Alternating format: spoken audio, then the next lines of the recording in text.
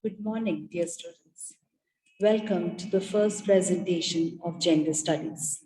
This presentation informs the viewers about the nuanced meaning of feminism and feminist perspectives. It highlights the broad categories of feminist perspectives manifested in liberal feminism, radical feminism, Marxist feminism, and socialist feminism. According to Susan James, feminism is grounded in the belief that women are oppressed or disadvantaged in comparison to men, and that their oppression is in some way illegitimate or unjustified. Feminism, then, is the advocacy of women's rights on the basis of equality of sexes. It is a theory of political, economic, and social equality of the sexes. Feminism believes that men and women should have equal rights and opportunities. Although the terms feminism and feminist did not gain widespread use until 1970, they were being used in the public space. Example, Katharine Hepburn speaks of the feminist movement in the film Women of the Year, 1942. What is feminist perspective? It brings about the complex nature of reality. It goes beyond the natural and attempts to lay bare the reality from the vantage position of the oppressed and marginal, that is, the woman. Feminist perspective means to understand and deconstruct the normal appearing social order, to unravel the hidden transcripts of patriarchy and female subordination and subjugation. It discovers the hidden reality of male domination, which is made to be appear normal. Highlighting the nature of feminist perspective, Menon states, I quote, feminist perspective recognizes that the hierarchical organizing of the world around gender is key to maintaining social order, that to live lives marked male and female is to live different realities, unquote. So the term was coined by Charles Fourier, who was a French utopian socialist and philosopher. This term advocated a reconstruction of the society based on the idea that the natural passions of man would, if properly channeled, result in social harmony. Talking about the next aspect, waves of feminism. The first wave of feminism focused on women's rights of property and political candidacy.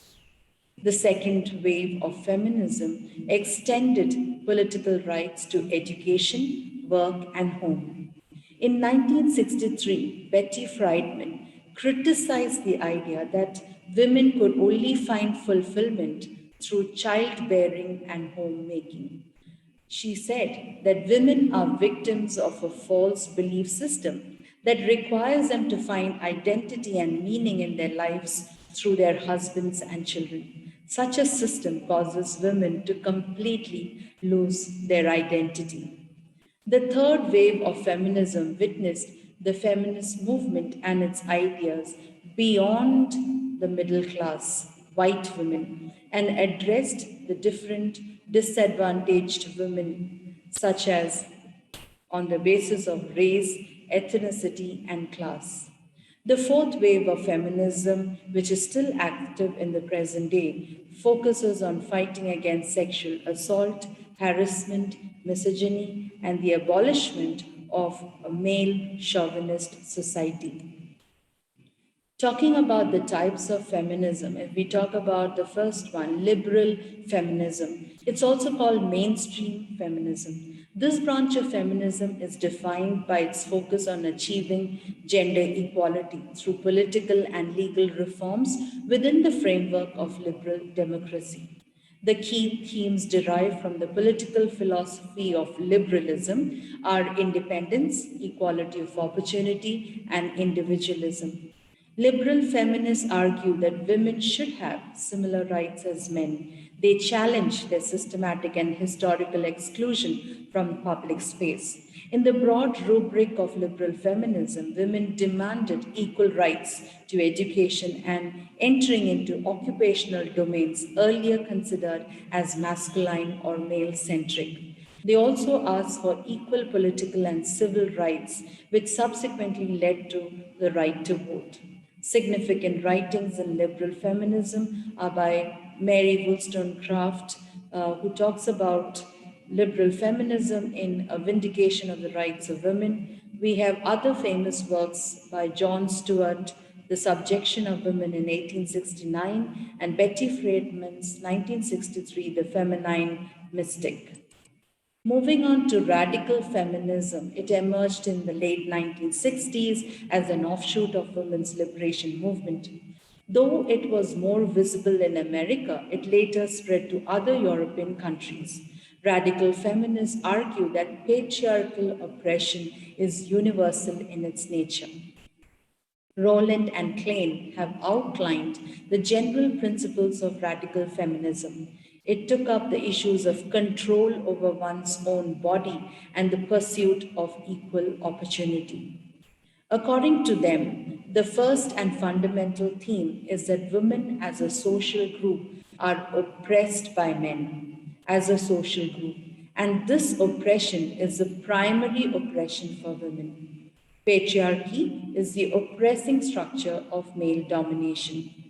They also talked about the characteristic of radical feminism that is created by women for women, that women form a group that can be likened to a social class is an inherent part of radical feminist theory. The key texts in radical feminism are The Dialectic of Sex, The Case for Feminist Revolution by Shulamit.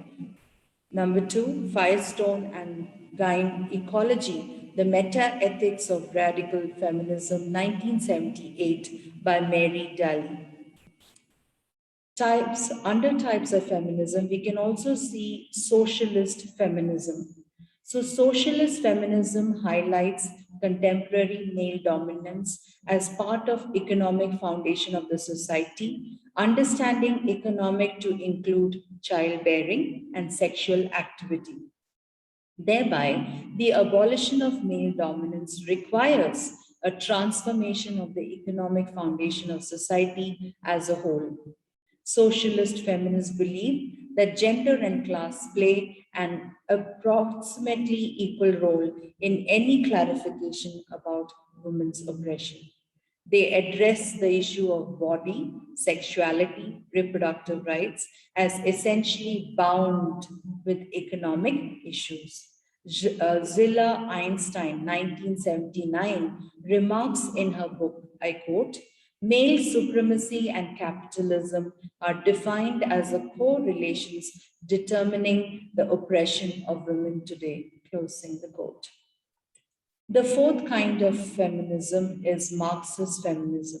Alison Mary Jagger states, I quote, the distinguishing feature of Marxist analysis is the pivotal link that it seeks to establish between women's oppression and class society. Under capitalism, Marxists claim women are oppressed primarily because their oppression benefits capital, unquote. Marxist feminists like Kate Millett, Sexual Politics, 1969, Emma Goldman's The Traffic in Women, 1970, Lillian Robinson's Sex, Class, and Culture, 1978, argue that it is the exploitative nature of the class system that can be seen as equal to patriarchal oppression, thus viewing capitalist patriarchy as a cause of women's oppression. So, in conclusion, we can say that feminism as a philosophy and practice speaks about the issues of women's oppression and subjugation and subsequently attempts to provide a probable way out for the same. Feminists have outlined myriad stances, either locating patriarchy at the center of the oppression, or some have observed that industrial capitalist society as women's prime opponent and enemy. Gender is the social construct of the biological identity of any individual, that is, sex. The sex, either male or female, transforms into masculine and feminine through the process of socialization, through agencies like family, neighborhood, and peer groups. Gender representation, therefore, can be understood as a system of existence and practice wherein male is masculine and female is feminine. Being masculine entails being rational, instrumental, objective, powerful, both in terms of physique and mental faculties, domineering, asserting among similar other personality traits. On the other hand, being feminine entails emotional, lack of decision making sense due to weak mental faculties, vulnerable to sexual assault by men due to fragile biological structure, dependent, subjugated, voiceless existence among similar other personality traits. Feminism and feminist theory challenges the gender sex system along with gender schema. In due process, it critiques the essentialization of women in terms of her biomedical features.